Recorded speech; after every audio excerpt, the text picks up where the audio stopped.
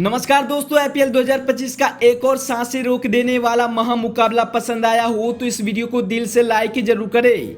तो दोस्तों, आईपीएल 2025 के 7वां महारोमांचक मैच में एक तरफ सनराइजर्स हैदराबाद की टीम थी तो दूसरी ओर लखनऊ सुपर जायंट्स की टीम। उसके बाद सनराइजर्स हैदराबाद के कप्तान पैट कमिंस और लखनऊ सुपर जायंट्स के कप्तान ऋषभ पंत के सामने सिक्का उछाला गया और उसके बाद सिक्का सीधे ऋषभ पंत के पक्ष में गिरा। पंत ने टॉस जीतते ही पहले गेंदबाजी करने का निर्णय लिया और हैदराबाद के कप्तान को पहले बल्लेबाजी करने का मौका दिया, जिसके बाद हैदराबाद के दो सबसे विस्फोटक ओपनर बल्लेबाज अभिषेक शर्मा और ट्रेविस हेड मैदान पर उतरे। इन दोनों धुरंधर ओपनर बल्लेबाजों के ऊपर अपनी टीम के लिए बेहतरीन शुरुआत और एक मजबूत साझेदारी बनाने की पूरी जिम्मेदारी थी। तो वहीं पारी की शुरुआत होते ही लखनऊ के ओर से पहला ओवर डालने आए शार्दुल ठाकुर की तीसरी गेंद पर शार्दुल के सर के ऊपर से ट्रेविस हेड ने एक शानदार चौका जड़ दिया, लेकिन फिर भी शार्दुल ने इस ओवर में बेहतरीन गेंदबाजी करते हुए महज 5 रन ही दिए। तो वहीं दूसरे ओवर डालने आए आवेश खान को अभिषेक शर्मा ने इस ओवर की पहली और ट्रेविस हेड ने इस ओवर की आखिरी गेंद पर दोनों ने मिलकर 2 चौका लगा दिया। लेकिन एक बार फिर तीसरे ओवर में गेंदबाजी पर आए शार्दुल ठाकुर ने एकदम से अपनी गेंदबाजी से सभी को आश्चर्यचकित कर दिया। जब शार्दुल ने इस ओवर की पहली गेंद पर अभिषेक शर्मा को निकोलस पूरन के हाथों कैच करवा दिया तो इसी ओवर की दूसरी गेंद पर शार्दुल ने पिछले मैच में शतक मारने वाले ईशान किशन को भी विकेट कीपर ऋषभ पंत के हाथों कैच करवा चलता कर दिया।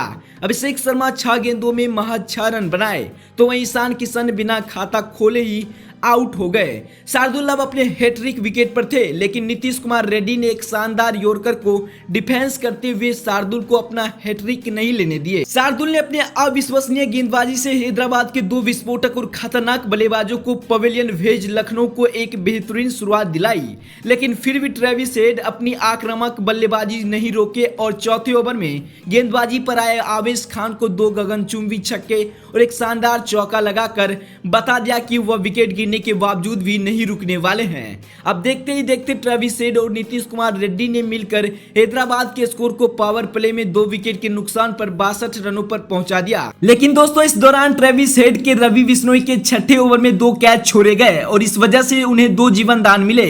लेकिन इसी बीच दोनों के बीच महज 26 गेंदों में ही 50 रनों की अर्धशतकीय साझेदारी बन चुकी थी।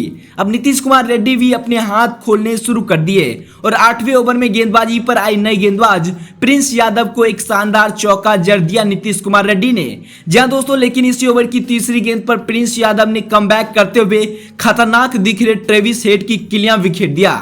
ट्रेविस हेड इस गेंद पर पूरी तरह से धराशायी हो गए और 28 गेंदों में 47 रनों की एक बेहतरीन पारी खेलकर पवेलियन लौट गए। इस मैच में ऐसा लग रहा था कि लखनऊ के पूरे गेंदबाज हैदराबाद के खिलाफ तैयारी करके आए हुए हैं। लखनऊ के गेंदबाजों ने हैदराबाद के जैसे विस्फोटक बल्लेबाजी के सामने भी एकदम संयम और सटीक गेंदबाजी करके दिखाई, जिस वजह से हैदराबाद का स्कोर 10 ओवरों में 3 विकेट के नुकसान पर महज 96 रनों पर था।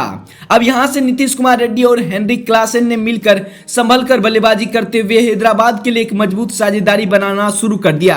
लेकिन फिर 12वें ओवर की आखिरी गेंद पर नीतीश कुमार रेड्डी प्रिंस यादव के इस गेंद पर एक सीधे बल्ले से शॉट खेलने के चक्कर में गेंद सीधे प्रिंस यादव के हाथों से लगकर सीधे नॉन स्ट्राइकर छोड़ के विकेट पर जा लगा और क्लासेन क्रीज से बिल्कुल आगे बढ़ चुके थे, जिस वजह से वह दुर्भाग्यपूर्ण तरीके से आउट हो गए। क्लासेन 17 गेंदों में 26 रन बनाकर आउट हो गए। उसके बाद बल्लेबाजी के लिए मैदान पर उतरे अनिकेत वर्मा ने आते ही रवि बिश्नोई को एक शानदार गगनचुंबी छक्का जड़ दिया। लेकिन दूसरे ओर संघर्ष कर रहे नीतीश कुमार रेड्डी हैदराबाद की पारी को रफ्तार देने की कोशिश में 15वें ओवर में गेंदबाजी पर आए रवि बिश्नोई की पहली गेंद पर बड़ा शॉट खेलने के चक्कर में क्लीन बोल्ड हो गए। नीतीश कुमार रेड्डी 28 गेंदों में 32 रन बनाकर पवेलियन लौट गए। लेकिन इसी ओवर में अनिकेत वर्मा ने गियर बदलते हुए रवि बिश्नोई को 2 लगातार लंबा गगनचुंबी छक्के लगा दिए। तो इसके अगले ही ओवर में अनिकेत वर्मा ने फिर से वही करिश्मा करके दिखाया और गेंदबाजी पर आए दिग्वेश को भी 2 लगातार बेहतरीन छक्के जड़ दिए। लेकिन फिर दिग्वेश ने कमबैक करते हुए इसी ओवर के अगली और आखिरी गेंद पर अनिकेत वर्मा को डेविड मिलर के हाथों कैच आउट करवा दिया। अनिकेत वर्मा एक बार फिर बड़ा शॉट खेलने गए, लेकिन सीधा अपना विकेट गंवा दिए। अनिकेत वर्मा ने 13 गेंदों में 36 रनों की आक्रामक और महत्वपूर्ण पारी खेलकर आउट हो गए। तो वहीं हैदराबाद के आखिरी हिटर बल्लेबाज अभिनव मनोहर को भी शार्दुल ठाकुर ने अब्दुल समद के हाथों कैच करवा दिया। अभिनव मनोहर 6 गेंदों में महज 2 रन ही बना सके। शार्दुल ठाकुर इस मैच में पूरे सटीक और संयम से गेंदबाजी कर रहे थे। अब हैदराबाद के सभी प्रमुख बल्लेबाज पवेलियन लौट चुके थे, लेकिन फिर पैट कमिंस ने 2 बेहतरीन छक्के शार्दुल ठाकुर को और 1 छक्के आवेश खान को जड़ दिया। उसके बाद आवेश ने वापसी करते हुए पैट कमिंस को दिग्विजय सिंह के हाथों कैच आउट करवा दिया। पैट कमिंस 4 गेंदों में 18 रन बनाए। इन सब की बदौलत सनराइजर्स हैदराबाद ने 20 ओवरों में 9 विकेट गंवाकर 190 रन बनाए और लखनऊ को 191 रनों का लक्ष्य दिया। तो वहीं लखनऊ सुपर जायंट्स के ओर से गेंदबाजी में शार्दुल ठाकुर ने बेहतरीन गेंदबाजी करते हुए 4 विकेट चटकाए, तो इनके अलावा आवेश खान, दिग्विजय सिंह, प्रिंस यादव और रवि बिश्नोई ने 1-1 विकेट लिए, जिसके बाद 191 रनों का लक्ष्य का पीछा करने लखनऊ के 2 ओपनर बल्लेबाज एडन मार्करम और इंपैक्ट प्लेयर मिचेल मार्श मैदान पर उतरे।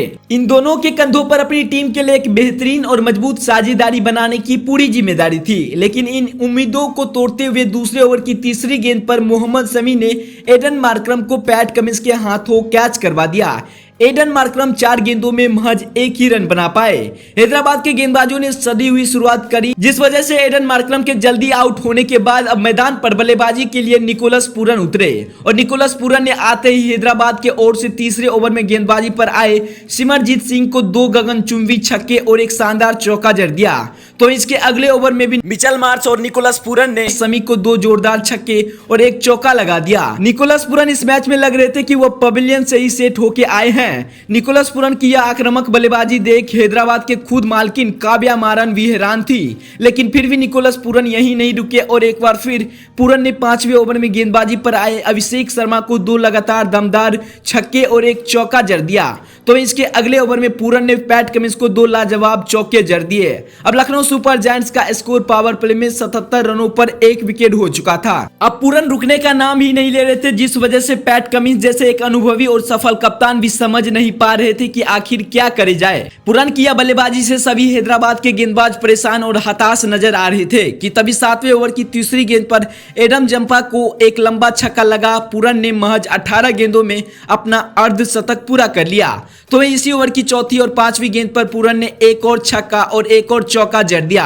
देखते ही देखते निकोलस पूरन और मिचेल मार्श के बीच एक मजबूत और खतरनाक साझेदारी बन चुकी थी। अब ऐसा लग रहा था कि कोई भी हैदराबाद के गेंदबाज इस साझेदारी को तोड़ने में सफल नहीं है, लेकिन फिर तभी 9वें ओवर में गेंदबाजी पर आए खुद कप्तान पैट कमिंस ने इस ओवर की चौथी गेंद पर सिर दर्द बन चुके पूरन को एलबीडब्ल्यू आउट कर दिया। पूरन 6 चौके और 6 छक्कों की मदद से 26 गेंदों में 70 रनों की एक आक्रामक और महत्वपूर्ण पारी खेलकर पवेलियन लौट गए।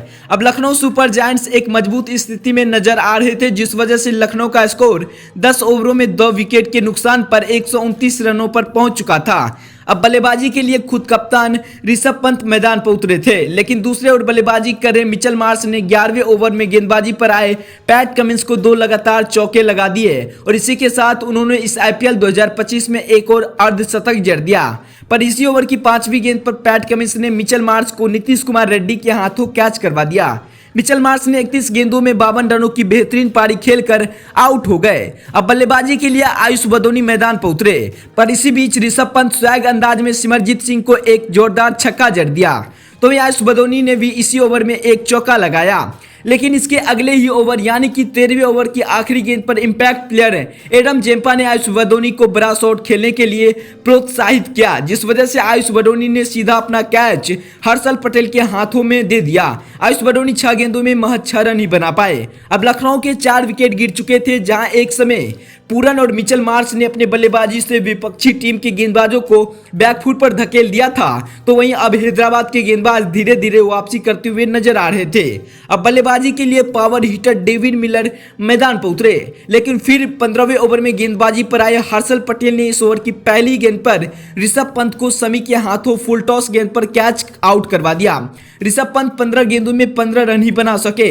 अब लखनऊ की आधी टीम पवेलियन लौट चुकी थी, लेकिन फिर बल्लेबाजी के लिए आए अब्दुल समद ने इसी ओवर में हर्षल पटेल को एक शानदार छक्का और एक चौका जड़ दिया। अब लखनऊ का स्कोर 15 ओवरों में 5 विकेट के नुकसान पर 176 रनों पर पहुंच चुका था। अब लखनऊ को जीत के लिए आखिरी 5 ओवरों में 15 रनों की दरकार थी और फिर इसके अगले ही ओवर में अब्दुल समद ने एक जोरदार छक्का और एक शानदार चौका लगा लखनऊ को लगभग जीत दिला दी। अब लखनऊ को जीत के लिए 4 ओवरों में मात्र 2 रन चाहिए था और फिर 17वें ओवर की पहली गेंद पर डेविड मिलर ने ईशान किशन को शानदार चौका लगाकर लखनऊ सुपर जायंट्स को 23 गेंदें रहते ही 5 विकेट से मैच जीता दिया। तो दोस्तों, आपको निकोलस पुरन की इस पारी को 10 में से कितने अंक देना चाहोगे? आप अपनी राय हमें कमेंट बॉक्स में जरूर दें। तब तक के लिए धन्यवाद।